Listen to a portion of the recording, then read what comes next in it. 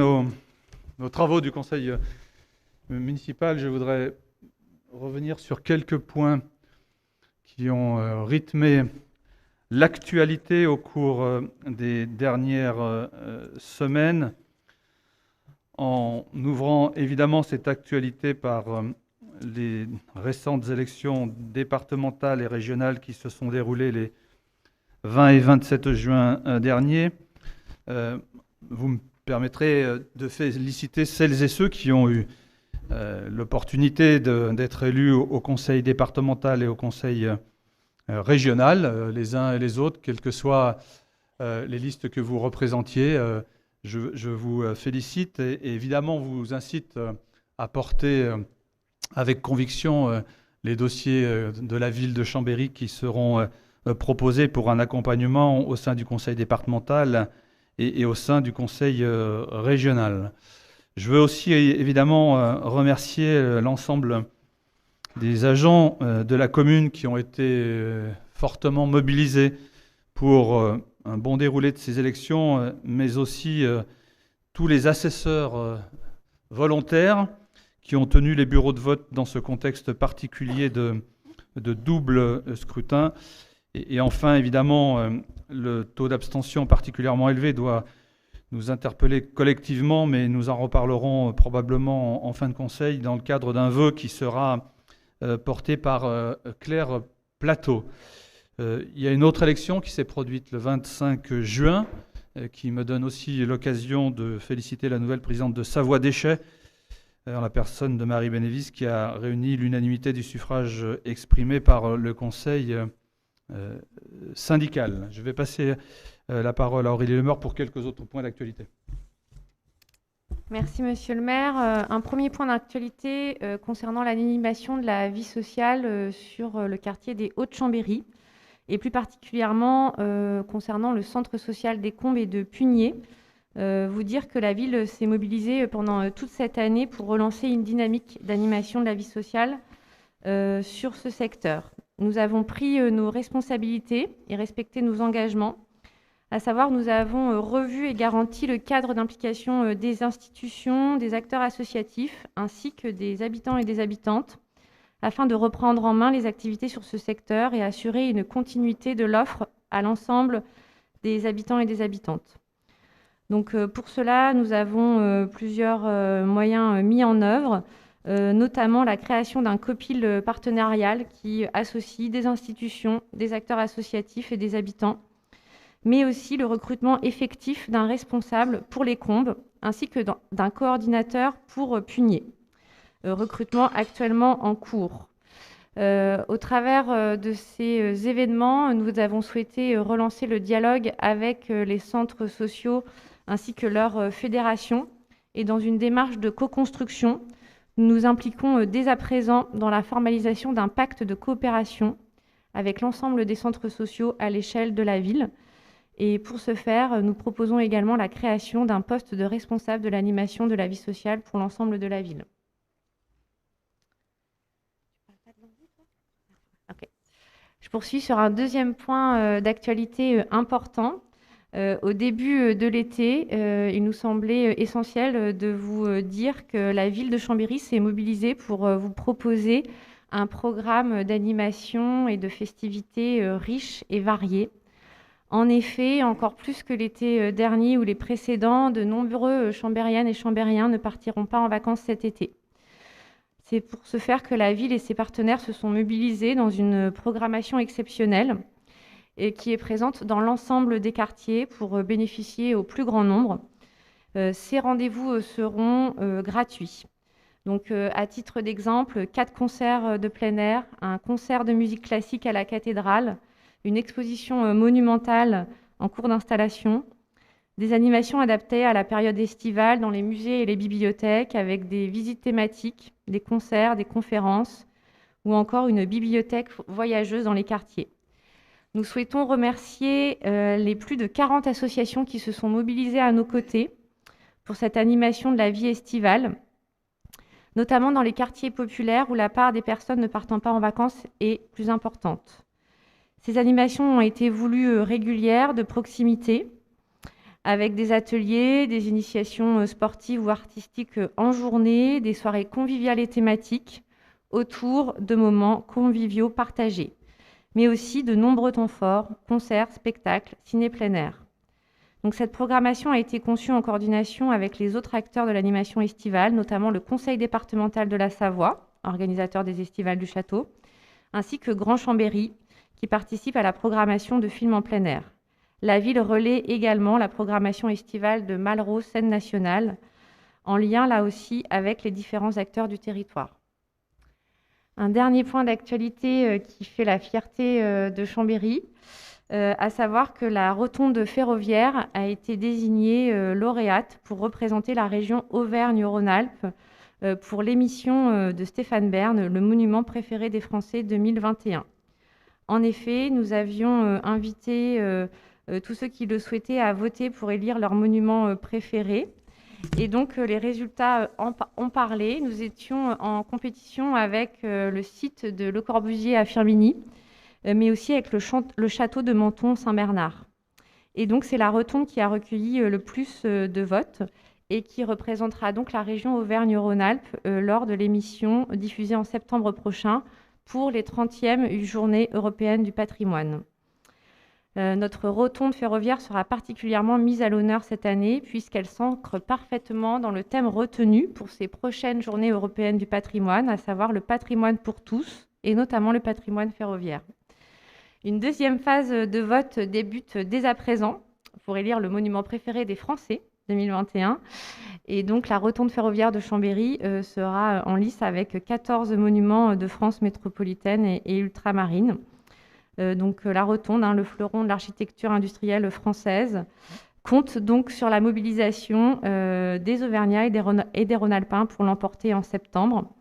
La phase de vote se déroule jusqu'au 23 juillet sur le site de France Télévisions. J'ai terminé.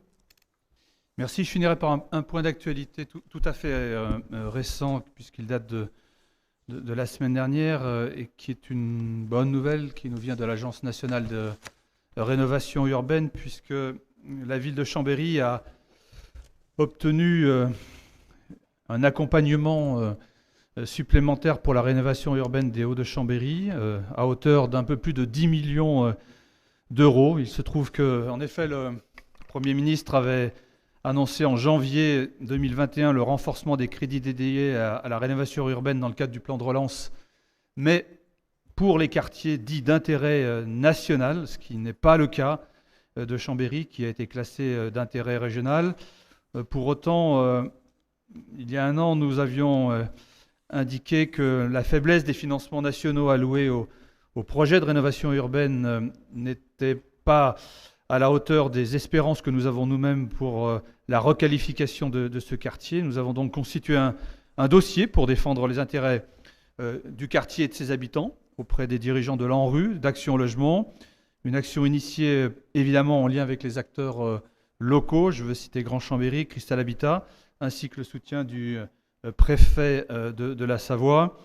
Et aujourd'hui, donc, le quartier des Hauts-de-Chambéry, qui est d'ailleurs le seul quartier d'intérêt régional à bénéficier d'un tel abondement, va bénéficier donc de 6 200 000 € de subventions directes à titre majoritaire et 3,9 millions de prêts bonifiés consentis par Action Logement, ce qui nous permettra d'alléger la facture de la ville sur un certain nombre d'équipements. Je pense à aux équipements notamment place de Manjat ou voire des équipements culturels que nous souhaitons rouvrir pour une programmation y compris sur Chambéry le Haut.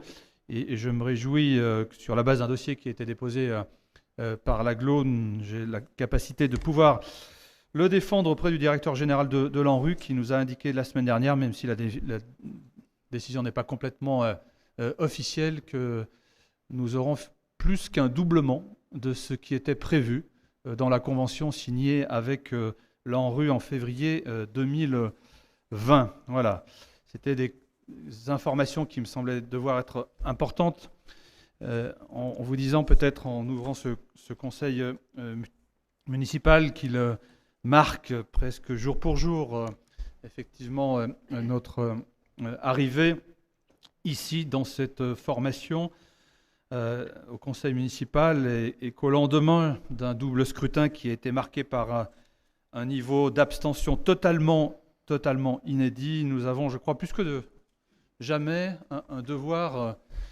d'explication de ce qui est fait, un devoir de transparence, de pédagogie sur le travail mené par les collectivités locales, car il est incontestable que malheureusement beaucoup des échelons de la vie politique et territoriale aujourd'hui est grandement inconnu ou mésestimé par nos compatriotes. Donc nous allons prendre un moment pour dire où nous en sommes du projet choisi l'an dernier par les Chambériens. Alors je ne doute pas que le débat politique que chacun ici affectionne reprendra probablement ses droits sans tarder, mais je veux vous dire solennellement combien nous sommes à un moment qui doit refuser à la fois tout populisme, toute démagogie, car même si l'on pense que les résultats ont écarté un vote de l'extrême, je ne suis pas sûr que ce sera définitivement le cas.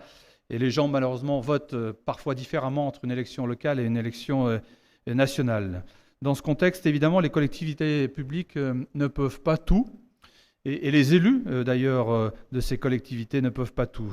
Mais celles et ceux qui caricaturent, jugent sans nuance, laissent penser qu'un coup de baguette magique suffit à régler les difficultés, se trompent vraiment de combat.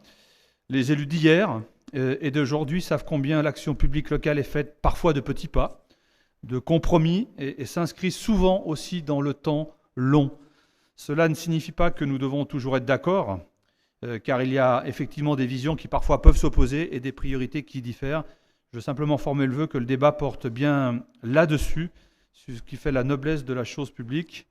Et parce que nous avons le devoir de servir l'intérêt général, j'ai refusé cette année et continuerai à le faire d'alimenter tout ce qui est polémique, de chercher à diviser, de répondre aux provocations. Alors, nul angélisme de ma part, ni naïveté, qui est l'expérience et le goût de la politique, mais je crois qu'il y a une responsabilité publique qui est notamment celle de la majorité que nous appliquerons tout au long du mandat, et je suis sûr que nous pouvons être rejoints par tous les démocrates qui souhaitent un débat qui tire les choses vers le haut. Voilà, donc je vais vous proposer de faire un petit tour de table en commençant par Aurélie Lemeur. Merci, monsieur le maire. Donc, effectivement, il y a un an, nous étions élus. Un an après, nous voici à l'heure d'un bilan partiel. Une première année d'élu permet de poser les fondations de l'équipe, mais aussi les fondations de l'organisation de l'administration, d'embrasser l'étendue de nos délégations. Nous avons donc vécu une année de découverte, d'apprentissage, de formation, mais aussi d'adaptation à un contexte de crise. En effet, cette année fut particulière et sans doute inédite, tant l'épidémie de Covid a eu des conséquences dans tous les domaines. Une prise de fonction dans un tel contexte, c'est un apprentissage accéléré, mais surtout de nombreuses heures passées aux côtés des services municipaux pour organiser la réponse de la collectivité à cette crise. C'est repenser dans l'urgence et à de multiples reprises l'accueil des enfants dans les écoles et dans les crèches. C'est accompagner des drames qui n'ont pas épargné les EHPAD. C'est aussi prendre des décisions budgétaires fortes pour soutenir les acteurs socio-économiques, les commerçants, les associations. C'est prendre soin aussi de publics fragilisés, je pense notamment aux étudiants. Cette année sous contrainte nous a tous obligés à bouger rapidement, à développer notre inventivité, notre résilience, à renforcer notre transversalité et à tisser encore plus de solidarité, mais aussi à sortir de nos zones de confort. Et pour toutes ces raisons, cette année est riche d'enseignements et d'éléments à retenir pour une collectivité et une ville agile, résiliente et inventive. Malgré la crise, nous avons au cours de cette année mis en œuvre nos engagements, travaillé dans l'écoute, la proximité et la concertation.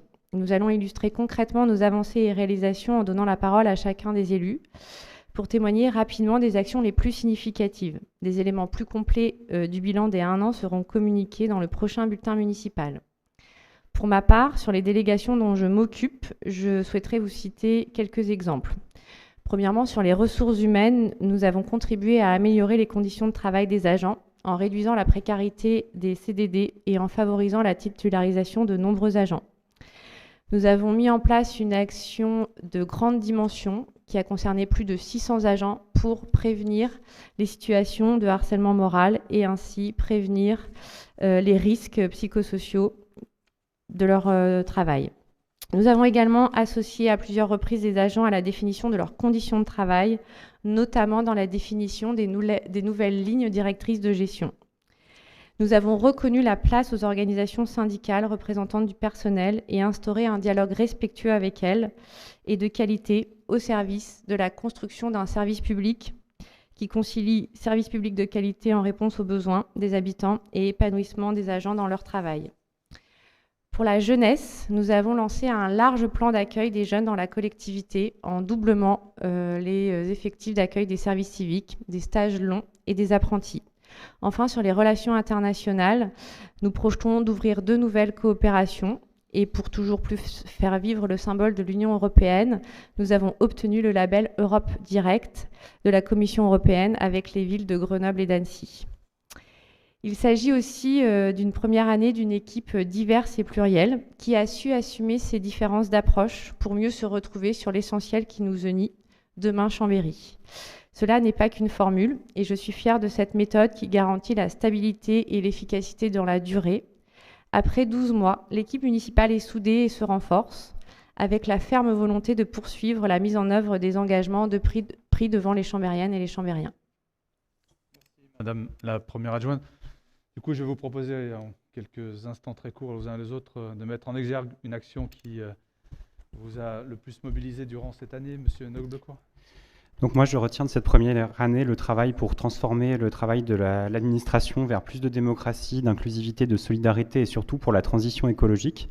Et c'est notamment le cas pour la commande publique où nous avons mis en place des critères plus ambitieux pour encourager les offres les plus vertueuses, respecter les obligations légales de réemploi et de recyclage de façon volontariste et où un travail de fond est en cours pour cartographier les achats de la collectivité, pouvant être rendus plus durables et s'assurer que le tissu économique du territoire saura y répondre. Et donc tout cela, l'an prochain, sera évalué par un budget vert qui viendra vérifier nos engagements budgétaires par le prisme de la transition écologique.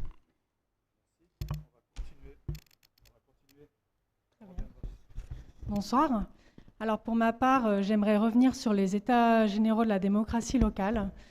Ils ont permis de créer un espace d'échange sur le dialogue entre la ville et ses habitantes et habitants, avec beaucoup de personnes mobilisées, des agents, des élus, des représentants d'associations et des chambériennes et des chambériens. Les conclusions et surtout beaucoup de propositions furent partagées le 28 avril avec notamment les membres de conseils de quartier citoyens volontaires. Et le 20 juillet, nous allons expérimenter certaines propositions dans les rues de Chambéry. Nous espérons vous y voir. Dans tous les cas, vous retrouvez toutes les informations dans le Chambémag et bientôt sur la nouvelle plateforme participative participons.chambéry.fr.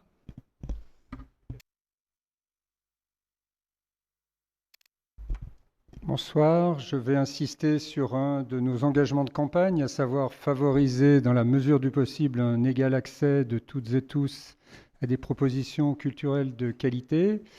Et pour ce faire, à partir de la rentrée prochaine, la ville initie un projet d'éducation artistique et culturelle qui associe annuellement chaque école élémentaire de la ville à une structure culturelle de la ville. Pour ce faire, la ville a mis en place un certain nombre de moyens supplémentaires car elle entend bien faire de l'éducation et de la culture une priorité forte.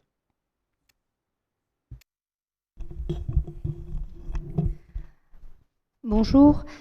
Je retiens de cette première année l'adoption par le Conseil municipal du 16 décembre 2020 du plan d'action de la ville et du CCAS pour l'égalité professionnelle entre les femmes et les hommes.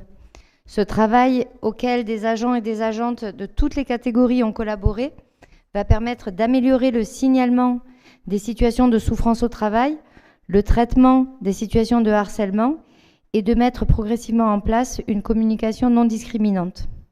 Je voudrais également vous dire quelques mots du travail engagé pour la création d'un conseil de la laïcité et du bien vivre ensemble qui sera mis en place à la rentrée.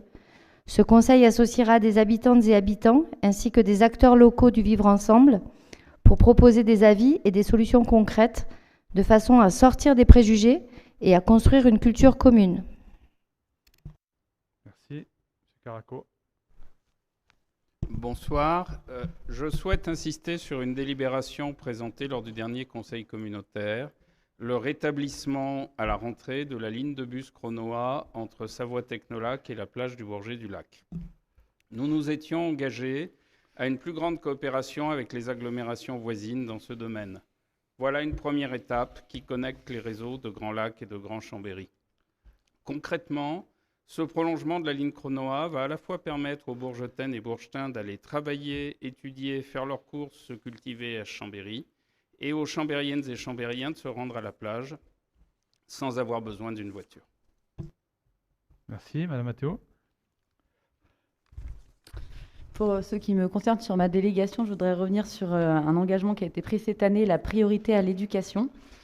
C'est un engagement qui passe aussi par la transition écologique, puisqu'en lien avec ce pôle, nous avons entamé cette année, et vous pourrez le voir dès la rentrée sur les écoles, 5 cours d'école rénovés et végétalisés, dont par exemple la plantation de 34 arbres, en plus de l'existence sur donc 5 cours d'école.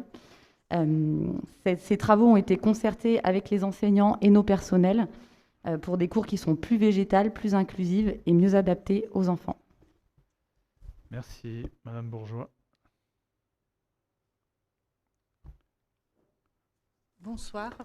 En tant qu'adjointe de quartier, pour moi, ce qui était très important et ce qui me tient et que j'ai à cœur, c'est d'entretenir et d'animer la vie sociale du quartier.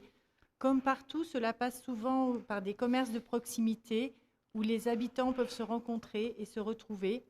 C'est pourquoi nous avons lancé un appel à projet boîte à commerce à Chambéry-le-Vieux en lien avec la CCI. Ce dispositif a pour vocation d'accompagner un nouveau commerçant dans son installation, dans la durée, en étant soutenu les premières années. Alors, par rapport à cet appel à projet, le jury s'est tenu la semaine dernière et j'ai la joie de vous annoncer qu'un projet a été sélectionné, un projet de café associatif qui répondait tout à fait aux attentes du conseil de quartier et qui permettra aux porteuses de ce projet de travailler avec les associations du quartier pour finaliser les différentes, tout ce qu'ils vont pouvoir proposer aux habitants en proximité avec eux. Merci. Merci, Monsieur Razak. Oui, merci, Monsieur le maire. Je me suis engagé pour l'affirmation d'une nouvelle ambition sur le quartier des Hauts-de-Chambéry, qui passe d'abord par une proximité certaine et une considération de toutes et tous. C'est une méthode humble mais respectueuse, avec une équipe d'élus dédiés et des permanences en mairie de quartier quotidiennes. Nous avons lancé des projets structurants de renouvellement urbain, nous en avons parlé en début de séance. Ils se traduisent aussi par la volonté de retrouver rapidement une programmation culturelle co-construite au Scarabée. Il y a aussi des actions plus modestes comme la remise en service des fontaines à eau ou le fleurissement de la place du Forum. L'amélioration de la qualité de vie au quotidien passe aussi par là. Enfin, nous menons sur le quartier un travail sur l'insertion professionnelle. Une opération a été menée avec l'APEI pour créer plusieurs emplois pour des habitants du quartier des Hauts-de-Chambéry et d'autres opérations viendront bientôt. J'en profite pour remercier Madame Caroui, avec qui nous avons travaillé vendredi soir sur un événement qui permettra de créer 20 emplois supplémentaires sur le quartier. Nous partageons ensemble, ma chère Leïla, cet intérêt profond pour le quartier dans lequel nous avons grandi. Merci, Madame Picot. Bonjour à toutes et à tous. Il y a un an, nous nous sommes engagés à animer le quartier du Biolay et à restaurer des services qui, au fil des années, s'étaient dissous. Cette nouvelle dynamique est d'abord passée par le lancement d'un nouveau marché qui regroupe davantage d'étaliers et également par le financement d'un équipement sportif de plein air, un street workout qui sera installé prochainement et qui permettra aux jeunes comme aux moins jeunes de pratiquer une activité sportive gratuitement au plus près de chez eux. Merci, Madame Benevise. Bonsoir. Pour ma part, je voulais vous parler d'une mesure qui a été mise en place à Grand Chambéry dans le cadre de ma vice-présidence aux déchets. Il s'agit du ramassage en centre-ville de Chambéry des cartons à l'aide de vélos cargo. Donc c'est une collecte innovante qui vient remplacer une collecte par des camions d'ébène à ordures ménagères afin de réduire les nuisances sonores et également les pollutions atmosphériques. Merci, vous n'étiez pas là en début de séance, mais on vous félicite pour votre élection à la présidence de Savoie Déchets. Évidemment, comme j'ai dit aux autres élus nouveaux, on compte sur vous là où vous êtes pour accompagner les projets de Chambéry. Monsieur Bouziane. Merci, Monsieur le maire. Bonsoir. Moi, je souhaite revenir sur les animations mises en place cet été par la ville dans tous les quartiers, et notamment à destination des jeunes en lien avec les associations locales. Dans le cadre de la politique jeunesse, nous organisons cet été le premier chantier des volontaires internationaux en juillet. Et Chambéry accueillera 15 jeunes européens pour un chantier à Léman et dans le parc naturel régional des Bauges cet été. Voilà, pour moi. Merci, c'est concret. Sabrina. Bonsoir. Dans le cadre de ma délégation à la protection du vivant, la ville de Chambéry, associée à une association locale, a mené une campagne de sensibilisation à la protection des animaux sauvages. Cette campagne a permis de rappeler aux automobilistes qu'il y a une faune qui nous entoure et que nous devons protéger. Dans ce sens, nous avons également alloué des moyens pour nous permettre d'agir sur la prolifération des chats errants. Madame Françoise Rahard. Oui, moi je souhaite revenir sur l'intense mobilisation de la ville pour assurer la poursuite de l'animation de la vie sociale aux Combes, en lien avec les habitants, mais aussi les partenaires institutionnels et associatifs. Plusieurs recrutements sont en cours pour poursuivre cet élan aux Combes, mais aussi à Pugnay, et bien entendu dans une démarche qui associera toutes les personnes du quartier.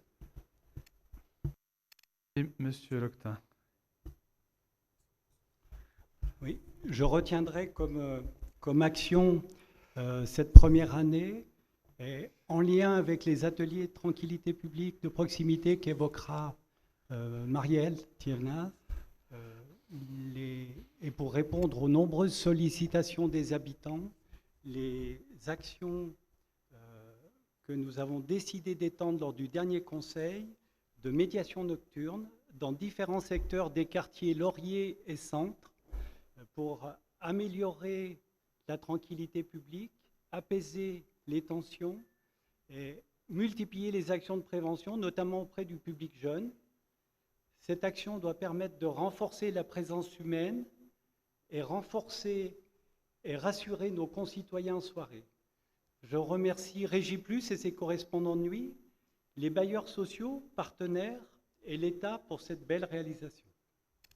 Merci, Monsieur Vermet. Merci, bonsoir.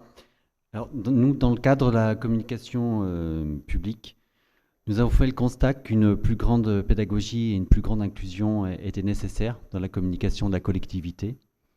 Et du coup, le travail a débuté sur l'évolution du magazine municipal et notamment par l'introduction d'une rubrique rédigée en français, facile à lire et à comprendre, qui revient surtout sur les missions de la collectivité. Merci. Madame Favetta-Sieyès. Merci. Moi, je voudrais revenir sur la campagne de vaccination qui nous mobilise depuis le mois de janvier.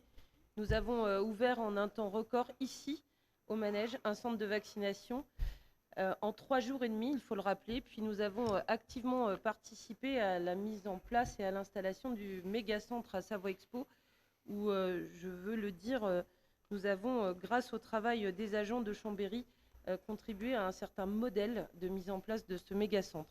Comme partout en France, la campagne de vaccination n'aurait pu être menée à cette vitesse en Savoie sans la mobilisation des moyens municipaux et notamment des agents, dont il faut ici saluer l'engagement et la réactivité. Nous avons eu l'occasion de le dire, ils ont été l'honneur du service public.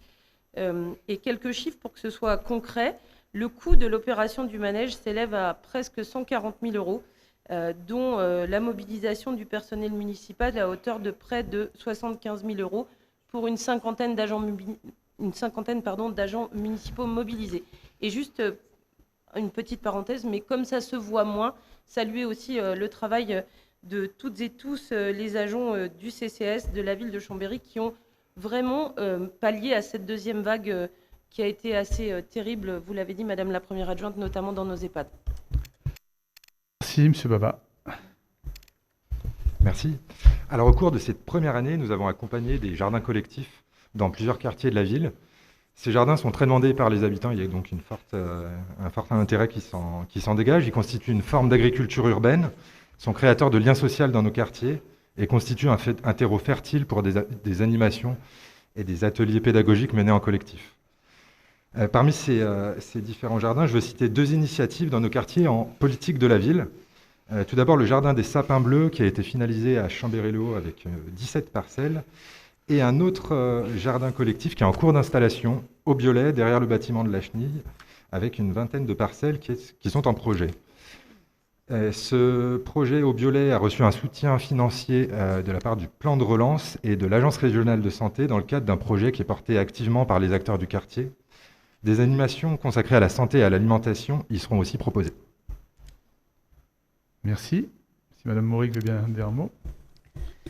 Oui, alors évidemment, cette première année de mandat a été marquée par les fermetures successives des commerces, des cafés, des hôtels et des restaurants.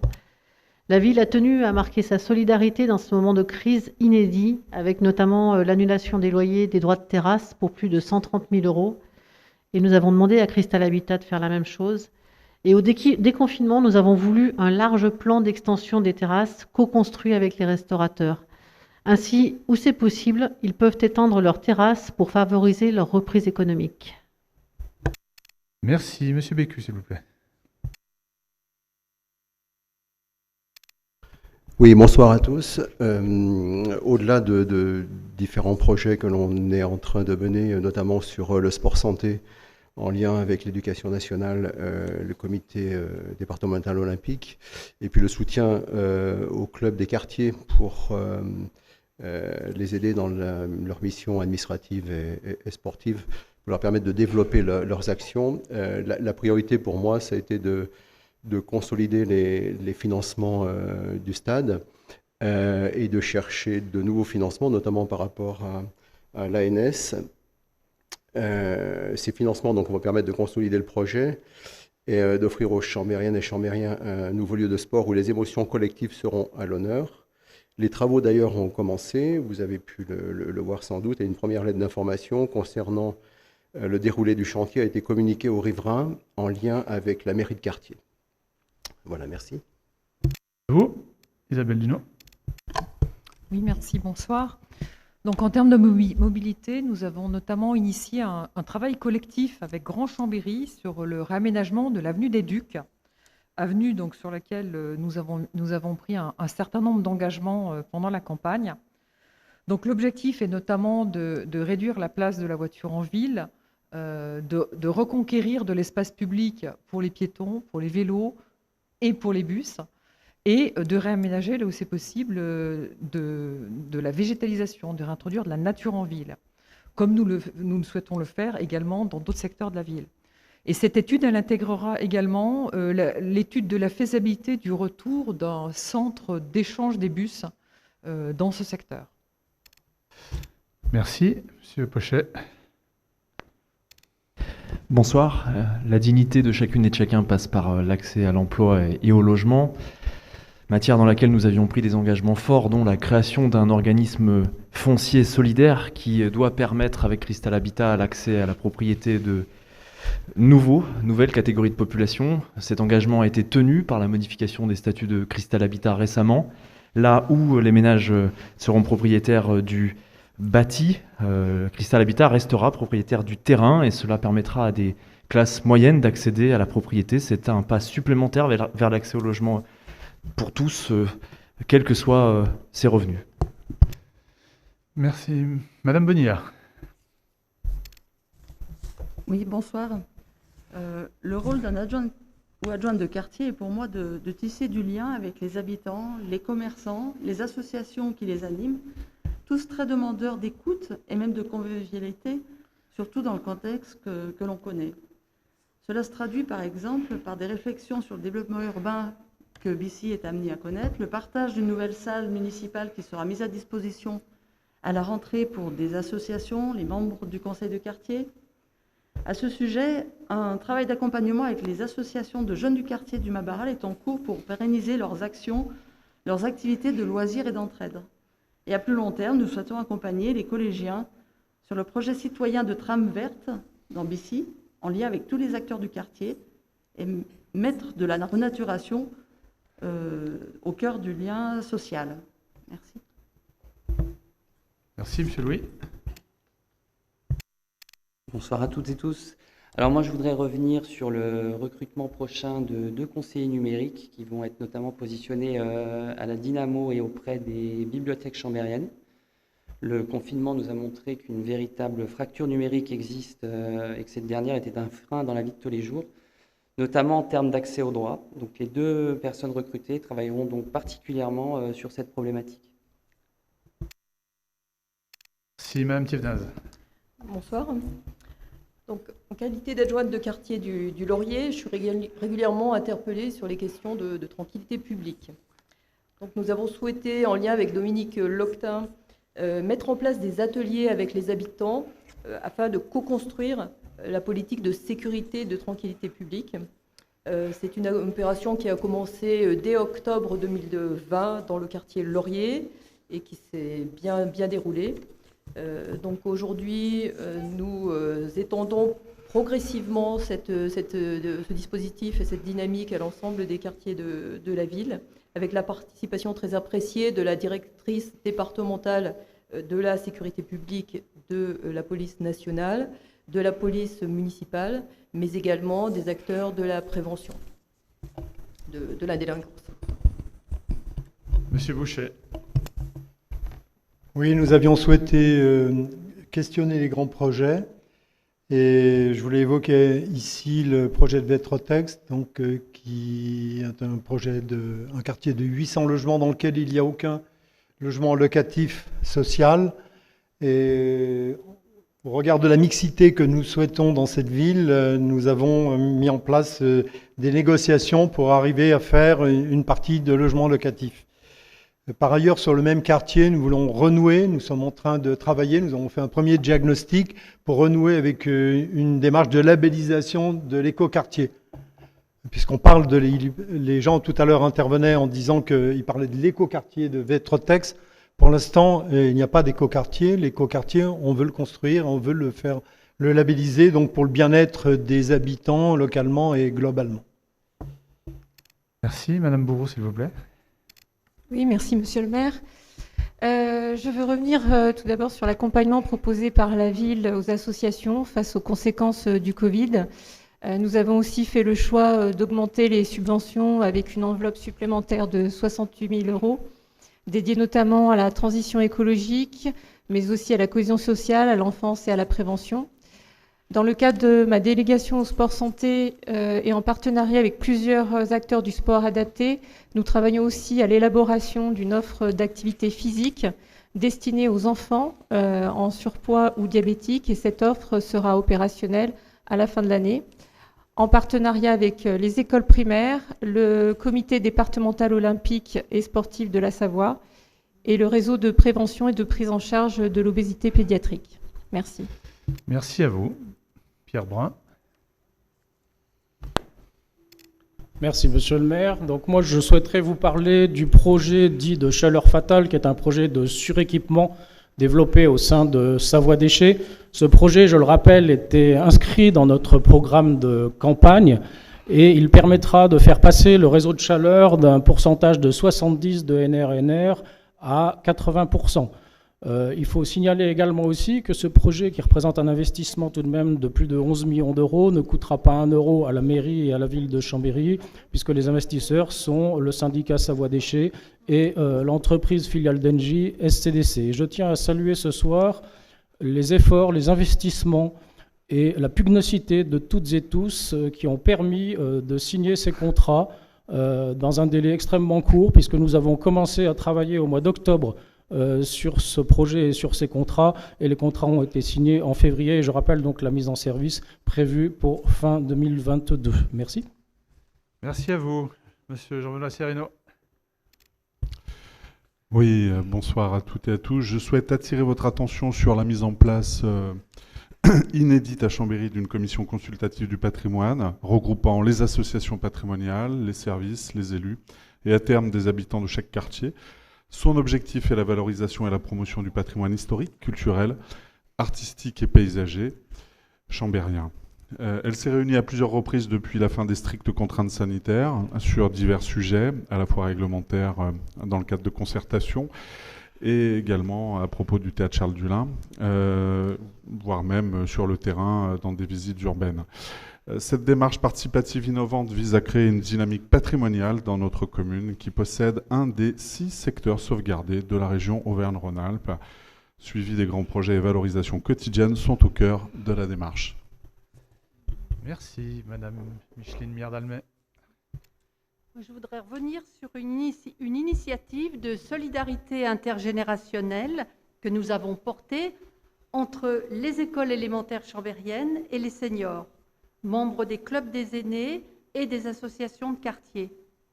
Des membres de ces associations sollicitées ont confectionné en décembre, et c'est les premiers mois de cette année, près de 3000 masques en tissu aux normes en vigueur à destination des enfants des écoles publiques chambériennes. Le Centre communal d'action sociale a pris les fournitures en charge et la ville en a assuré sa déclinaison pratique. Merci. Mathieu Le Gagneux. Bonsoir. Au titre de la ville inclusive, j'ai envie de vous parler d'une double action qui a eu lieu à l'occasion du 8 mars, durant laquelle la ville de Chambéry a souhaité mettre en lumière, en tout cas faire la place à 18 femmes, 18 portraits de femmes qui ont été faits à travers une exposition. Vous pouvez parler plus fort s'il vous plaît. Bien sûr, excusez-moi. Donc je disais mettre en lumière et faire la place aux femmes à travers une exposition qui constituait 18 portraits de femmes importantes de l'histoire locale qui ont été exposés dans les rues de la ville. Le même jour a été signée au titre de la ville la Charte européenne pour l'égalité de la femme et des hommes dans la vie locale. Cette charte, qui est élaborée par le Conseil des communes et des régions d'Europe, est une forme de contrat qui engage la ville pour l'égalité hommes-femmes dans un certain nombre de domaines d'action. On va passer la parole à une femme, justement, Sarah Rotelli. Merci. Bonsoir. Moi, je voulais revenir dans le cadre de la priorité donnée à l'éducation. Nous avons souhaité rétablir plusieurs postes d'ATSEM qui avaient été supprimés dans nos écoles maternelles. Au contact des enfants toute la journée, les ATSEM jouent un rôle essentiel dans le bon déroulé de la scolarité et pour le bien-être de nos élèves en intervenant en soutien des enseignants et pendant le temps périscolaire. Donc dès cette année, 9 écoles publiques ont retrouvé une ATSEM par classe. Pour l'attribution, la priorité a été donnée aux écoles qui connaissent les plus forts effectifs, aux particularités liées à la fonctionnalité des bâtiments et aux écoles en quartier politique de la ville. Merci. Monsieur Ruez. Bonsoir. Nous lançons cette année, comme nous y sommes engagés, un vaste programme de rénovation énergétique des bâtiments municipaux pour lesquels nous avons déjà voté une enveloppe de 8 millions d'euros avec un objectif de 18 millions d'investissements à terme sur le mandat. Cela permettra en particulier de rénover nos écoles et nos gymnases pour améliorer le confort, en particulier se préserver des surchauffes l'été et diminuer les consommations d'énergie pour répondre au réchauffement climatique. Merci. Merci aux uns et aux autres, chacun pour ces témoignages. Alors, c'est forcément des témoignages très rapides, mais qui permettent de balayer une partie de l'action menée au cours des 12 derniers mois. Et on l'a vu, ce sont des réalisations de nature parfois très différentes, des projets qui doivent être menés sur plusieurs années. C'est des programmes ambitieux, de la politique de la ville, mais également de la transition, sur lesquels les choses devront être inscrites dans le temps. Et parfois aussi des actions immédiates, qui peuvent paraître plus modestes, mais qui disent aussi toute la considération que la ville doit à chacun dans la proximité, dans tous les quartiers. C'est aussi, il faut le dire, des actions qui sont menées avec des partenaires, l'agglomération de Chambéry, Cristal Habitat, le soutien aussi parfois d'autres collectivités territoriales, mais aussi d'associations que nous avons mobilisées et entraînées à nos côtés. Alors, évidemment, on peut dire que tout cela est insuffisant, qu'on aurait pu faire plus, mais je crois que personne, quel qu'il soit, n'avait imaginé il y a 13 à 14 mois que la pandémie que nous avons tous subie et qui a mis le monde entier à l'arrêt aurait cette force à laquelle nous devrions nous attacher. Notre collectivité, comme les autres, n'y était pas complètement préparée, c'est le moins que l'on puisse dire, et pourtant Elle a fait face grâce à la mobilisation de ses agents. Et je le dis ici, à la responsabilité constante de la municipalité dans sa diversité, avant ou après l'échéance électorale de l'an dernier. Et après un an d'efforts, ce sont de nombreux projets qui ont vu le jour ou qui sont en gestation et qui prendront parfois encore plusieurs mois pour voir leur réalisation. Je remercie du coup l'ensemble des services municipaux qui sont à pied d'œuvre et qui doivent conjointement agir dans un contexte de crise et mettre en œuvre les nouvelles priorités choisies par les Chambériens. Les choses avancent, elles ne sont pas toujours visibles. Réorienter la collectivité, moderniser son fonctionnement administratif, convaincre des partenaires institutionnels de la nécessité d'accompagner nos projets à Chambéry, c'est parfois des tâches qui prennent du temps, qui n'ont pas toujours un effet spectaculaire et pourtant elles sont indispensables pour nous permettre d'agir dans la durée. Et je me réjouis que nous en observions déjà les premières conséquences. Cela a été dit, le retour d'un dialogue social apaisé, même constructif avec les organisations syndicales par exemple, ou encore le soutien exceptionnel de plus de 10 millions d'euros accordé par l'ANRU, qui vient saluer et valider notre nouvelle ambition pour le quartier des Hauts-de-Chambéry. C'est pourquoi le retour de la vie sociale, culturelle, sportive, économique coïncide également avec nos efforts pour agir en proximité, au contact des habitants, vers celles et ceux qui ne prennent pas part toujours à des débats, qui ne signent pas toujours des pétitions, mais à qui nous devons la considération et l'écoute de la collectivité. C'est un travail minutieux de dialogue, d'attention, porté à chacune, à chacun, et nous le menons avec la conviction qu'il s'agit là du cœur de notre mission d'élus locaux. C'est aussi notre capacité à accueillir des initiatives et à recevoir des porteurs de projets qui sont les bienvenus à Chambéry. Alors bien sûr, la ville ne dispose pas de tous les leviers, par exemple en matière de développement économique qui relève de la compétence, par exemple, des agglomérations, mais à laquelle nous sommes complètement intégrés.